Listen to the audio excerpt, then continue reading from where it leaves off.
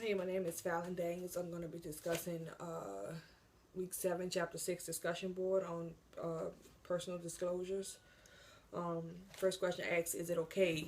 When is it okay for you to disclose some information that someone shared with you? I think it's okay to disclose some information that someone shared with you when it can cause that person harm if you don't. Say the person was trying to commit suicide or something, they confided in you. Well, if you didn't tell, that person can ultimately lose their life. And before, I probably would tell a person that I'm going to tell. I think for the most part, other than that, you shouldn't tell what people told you. Obviously, they're telling you in confidence, so you shouldn't break that trust and reveal what that person disclosed to you in confidence. You treat people how you want to be treated. I'm a firm believer in that.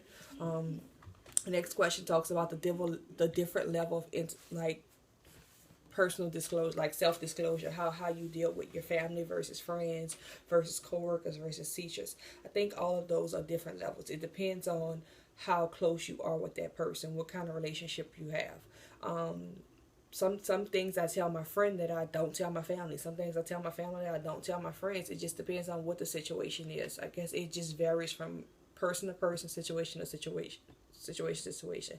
But I can say I do disclose more information with my family, my friends, than I do my coworkers or my teacher. Now I have some coworkers that I'm very close with that have became my friends, but again, that's just a personal relationship we form, so they get more stuff.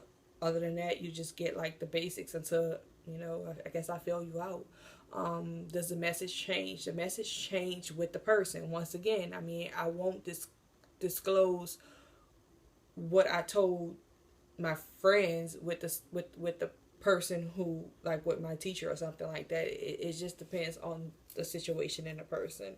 Um, when you share information that people disclose to you, it can have a negative outcome or it can have a positive outcome. Example of a negative outcome could be somebody confiding in you that they were having an affair or something like that, and you told somebody and it got out. Well, that person might be bitter at you because you told somebody because they told you that in confidence. Example of a positive outcome could be someone might have had a crush on someone or something, and you told someone and it got out and they hooked up after. But for the most part, when somebody tells you something in confidence, they don't want you to tell nobody else. So it usually don't turn out too good when you tell people. So I think for the most part, if someone tells you something about themselves, you should try to keep it to yourself. Um, One theory that I read in the book that I like was the social comparison theory.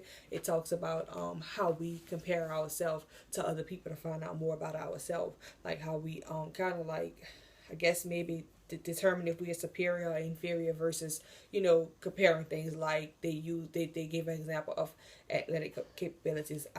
Might can run faster than another person, so I might feel, oh well, I'm superior in track than that person, or um just about like maybe your job status or something like that. It's all a evaluation of comparing yourself to that person to figure out where you stand at.